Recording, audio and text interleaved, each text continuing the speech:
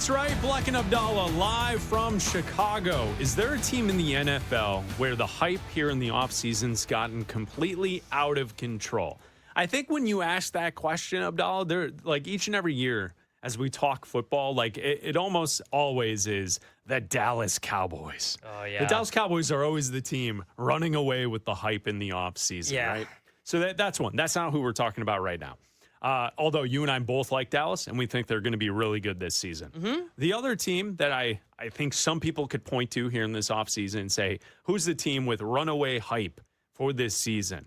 You know, you could look at the moves of what have taken place and a big trade that happened for a team that was really good last year, almost got there. They have an MVP.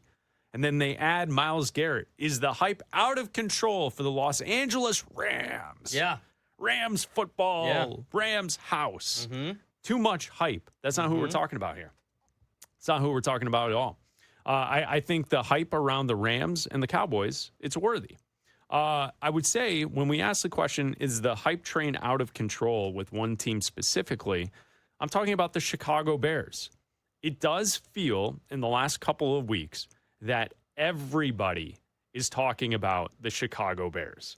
So they're either talking about the Bears as a team that could break out. They're talking about the Bears and their quarterback. They're talking about Ben Johnson being the next it guy head coach in the National Football League. It does feel like nationally, the Chicago Bears have gotten a lot of coverage for a team that only made it to the divisional round of the playoffs. They didn't get to a conference championship game.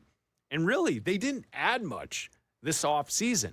In fact, you could probably argue that they lost pieces from one year to the next. Mm-hmm. And the one star player that they brought in, Kobe Bryant, he's out for at least 6 months with an injury.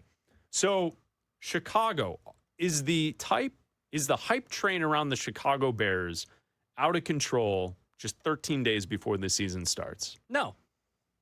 Okay, we'll be back here on Westwood One Sports and the Westwood One Sports app. Thank you, Abdalla, for your efforts and your assistance in the conversation. No, because I think that like No, it's not. It's not because again, we're talking about the Cowboys making a run at the NFC Championship game and possibly a Super Bowl. We're talking at the Rams. Everyone has basically said, "Oh, just pencil them into the Super Bowl in LA where the Super Bowl is for Super Bowl 61, right?"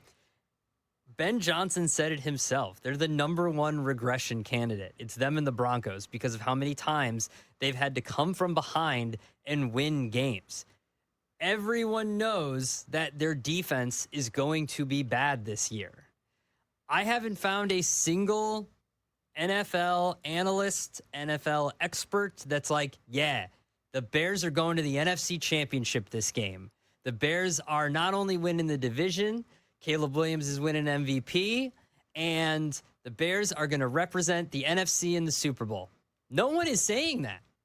Everyone is just like, yeah, the Bears are going to have a really good offense, and they have a chance to have like a top 3 offense in the NFC. And that's a natural progression of the Bears offense because of how good they looked at the end of games last year. If you look at the Bears offense, they weren't that great, actually, last year. Look at the numbers. Caleb didn't get to 4,000 yards last year. They had a great run game, the best running game in the NFL. That's it. The passing game wasn't very good because Caleb wasn't accurate, and he had to come from behind in all of these games. So they have to fix that.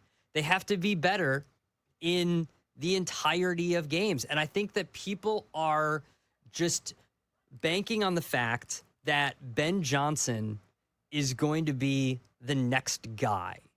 And he's going to be the next McVay, Shanahan, Kevin O'Connell, like the next it play caller when it comes to offense and head coach. And that you've got Caleb Williams, who showed tons of flashes, obviously, in those come from behind wins. He's on the Madden cover. They're the sexy team this year, just like a few years ago, the Lions were a sexy team who had a decent run the year before, and everybody was picking them to make a decent run. Nobody was picking them to be like, man, the Lions are going to the Super Bowl. The Lions are going to represent the NFC. The Lions are winning the Super Bowl. But people were picking them to make the natural jump to the next level. If anything, I'm seeing more people that are saying the Bears are probably going to be a wild card team this year instead of winning the division. The Bears might actually have a worse record this year, but take a step back. Could have a better team. Like their offense could be better, their defense could be worse, but they could have a worse record and be a wild card team, or maybe even miss the playoffs. As weird as that might sound, like Caleb could be the first Bears quarterback to eclipse 4,000 yards, but this team might not win as many games because their defense doesn't have the turnover luck that they did last year. They didn't add anything to their defensive line, right? They are, like you mentioned, the Kobe Bryant injury that they just signed this year. Dylan Thieneman that they drafted. Maybe he doesn't pan out. You draft a first-round pick, it's not a sure thing. You don't know. Kyler Gordon hasn't seen a field in 2 years. You making the case that Caleb Williams could be a 4,000-yard passer. It's like being the last house in the neighborhood to get internet back in the day. Yeah. Everyone else has had that. The Chicago Bears haven't. So that's still something Chicago Bears fans point out. They're like, hey, we could get that this year. It's like, you guys are the only ones that don't have internet. Yeah. What world are you living in? Exactly. Everyone else has 4,000-yard passers, 5,000-yard passers. It's just the way of the NFL now. So a couple of things, right? CBS released an all breakout team. They list 3 different Chicago Bears on the list. They got Caleb Williams, Colson Loveland, and Luther Burden. Okay. A wide receiver, a tight end, a quarterback. I think people know about Caleb Williams. If people are unaware about Colson Loveland, it's time to figure this out. Colson Loveland last year was the number 1 receiver for the Chicago Bears, even though he's the tight end. He's the number 1 target. And you saw that in the playoffs. In December, January, and in the playoffs, Colson Loveland was an absolute game changer. So there's one. Luther Burden, from all reports that we've seen, has had a great offseason.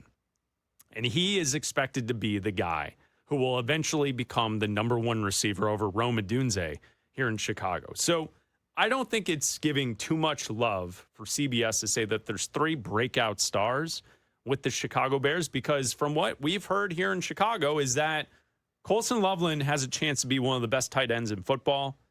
Luther Burden could be the number 1 wide receiver, and we think that Caleb will take another step forward. So that all makes sense.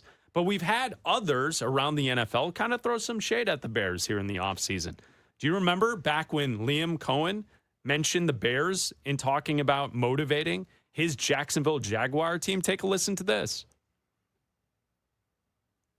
You just scroll. I just go, pull up my phone, look at the NFL Network website, and just pop up here. And Any column. Curious if I see any photos or anything about the Jacksonville Jaguars. I think I'll just scroll right on through. You keep going, yeah. I think I'll see 40 pictures of Caleb Williams, and I won't see a single thing about any of our players.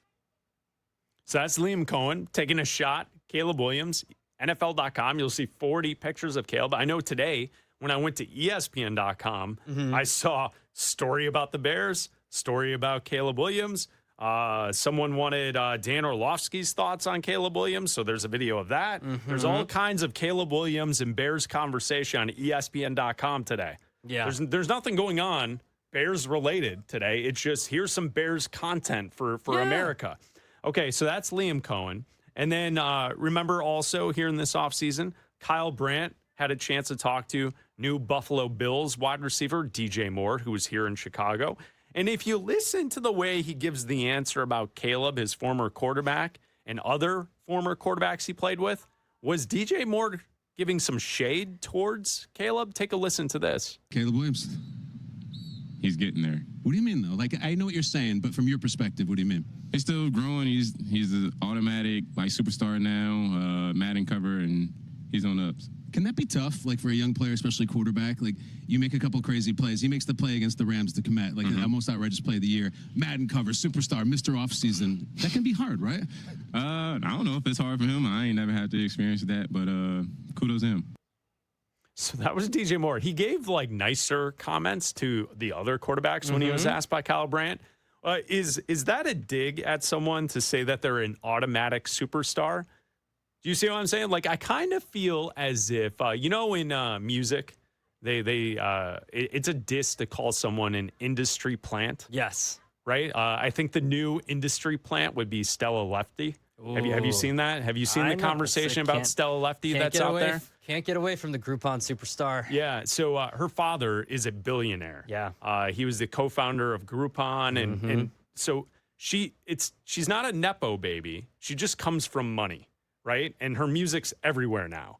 And I saw a post yesterday promoting her tour, and it had like 2 million views, and it had under 200 likes. Yeah. And so everyone was commenting that you clearly didn't pay for the like option for promoting the post because like it's an industry plant thing, right? Like they're trying to promote that she's like this big star when no one's liking it. Can I buy a Groupon to the concert? I don't think they do that anymore, unfortunately. Actually, they do. Do they really? They still sell They're still Groupons around? for concerts. Yeah. They're still around? Yeah, they do. Groupon's funny because it's a company that was based here in Chicago. So like you loosely hear a lot of stuff about it. And she's from Chicago because of that tie. So point being, is automatic superstar like a diss as if in the music industry when you say that's an industry plant? I don't know. I mean, I think that there was definitely some shade thrown by DJ to Caleb. And we know that their relationship wasn't always the best. We know that he was definitely a Justin Fields guy. And we know that DJ Moore, even after they drafted Caleb we knew that they were moving on from Fields, had comments saying that, I don't know why we couldn't, keep Fields and keep trying to develop Justin Fields. So we know where his allegiances lied. And we know how it ended here. He's traded to Buffalo. He's on Buffalo for a reason because it didn't work out here. And as soon as the Bears drafted Luther Burden, the first thought everybody had was, well, there's DJ Moore's replacement, And you saw the targets. You mentioned the guy that led the Bears in receiving and targets, Colston Loveland, was a tight end. So as soon as that started to take place, you saw the way the relationship went. So it's not surprising that DJ Moore, who has had a cast of quarterbacks that aren't great, it's surprising that he didn't get along with Caleb or had a weird relationship with Caleb. I wouldn't say didn't get along. It was weird. Yeah, it was weird. It was a weird relationship, and it did seem as if Caleb Williams bonded with the other younger receivers on the receiving staff. Like Jade Walker is a player that undrafted player, made the roster last year. He caught a touchdown pass in the comeback against the Green Bay Packers, I believe, in the playoff game. But outside of that, wasn't really active for game days ever. But Caleb seemed to really get along with Jade Walker. And Jade Walker has been in play this offseason, and he's been a good player at camp. And I think he's going to have a role on this team moving forward. So, it never felt like DJ Moore and Caleb meshed, right? Yeah, that's fair. Speaking of industry plants, the YouTube chat mentions Goose. Are they an industry plant? They're thinking of geese. Either way. There's a band called Goose. Then there's also a band called Geese. Are they industry plants? That's the question to you. No, Geese. No, because Geese was a band before I think their album was pushed as an industry plant album. The thing with Geese is they're pushed as like a band of like musicians, but if you look into like who they are, they all came from like this very prestigious music school, and like they're all actually like really talented musicians. But isn't that the same with a lot of bands? Yeah, but like, they're isn't not. Isn't that Vampire Weekend's story? Essentially, and their album was pushed by the label with like fake discourse. So the album was an industry plant of an album. The band really isn't, because they've had other albums. They've been a band before, like they blew up recently. Right. So like they're not really an industry plant of a band, but the album this time was more. And the reason they blew up was because of being like the album was an industry plant, less of a band. It's Bleck and Abdalla. You can always call or text the show at 310-840-4910. So, I mean, I don't know if there's too much hype heading into this season. I think you labeled it correctly. I think there's proper hype for elements of the Bears team that could be successful, but I think a lot of people are suggesting they're going to take a step back. And I don't know if you can be hyped if people are saying you're going to regress. Yeah, You know, I think the same thing. And that's I think the realistic view on this team. Their defense is going to be bad. The offense has to improve. And if they do, maybe their offense can carry them, but I'm not expecting it to. No, I mean, look, I think if you want to win games, 40 to 37, that's what they're going to try to do. And I think this team knows that. And that's what they're very self-aware. And Ben Johnson, there was that article in The Athletic about how he wants to, try to put it on teams and outscore teams and try to shut teams out. I don't know if you're going to ever shut teams out this year. Maybe if you add to the defense next year, but no, he's not going to. Yeah, nope, like this defense could be very, very bad. Like I don't even think they have a chance to be middle of the pack this year. Let's see, a text from the 503. Of course, they're talking about the Bears in Chicago. Definitely not in Kansas City, Seattle, Dallas, LA, or even Reno. Text from the 503. Text from the 208. Welcome to the daily Caleb Williams pity party. How about that, Abdalla? That's a shot at us, Bleck and Abdalla. The Caleb Williams pity. I don't think this conversation was a pity party. What was the pity party? We just said that they're not hype. They weren't going to be good. They weren't going to go to the NFC title. Like we just said, they weren't going to be. They weren't going to win the division. I mean, that guy, the texter. Where is he from again? The 208. Yeah. All right, texter. How about this? When Caleb wins MVP and the Bears go to the Super Bowl and they're facing off against Raj's Broncos in Los Angeles for Super Bowl 61, we'll hold a official Caleb Williams pity party the week before the Super Bowl. Talk about some selective listening. Jeez. All right. Love it. Keep the text flowing. 310-840-4910. It's Bleck and Abdalla here on Westwood One Sports and the Westwood One Sports app. Did you see the story with Roger Goodell as well? Commenting publicly on the future of the Bears and where their home's going to be. He was asked about it. He was quoting the USA Today, not giving any specific timetable from his standpoint on what they're looking at with the different Arlington Heights spot or Hammond. We were told last week that Goodell was in Illinois talking to lawmakers down in Illinois, and I've also been told that there are lobbyists working downstate on behalf of the Chicago Bears. About time. It's in Illinois. A couple years too late, but but it does play into the idea that we've thought all along that Hammond, Indiana is a leverage play. Yeah. That's what it is. Mm-hmm. They have never been with the intent of actually moving to Hammond, Indiana. Yeah, of course. It's just Indiana is giving them everything, and Illinois doesn't work that way. Yeah. So that's the latest update on that story.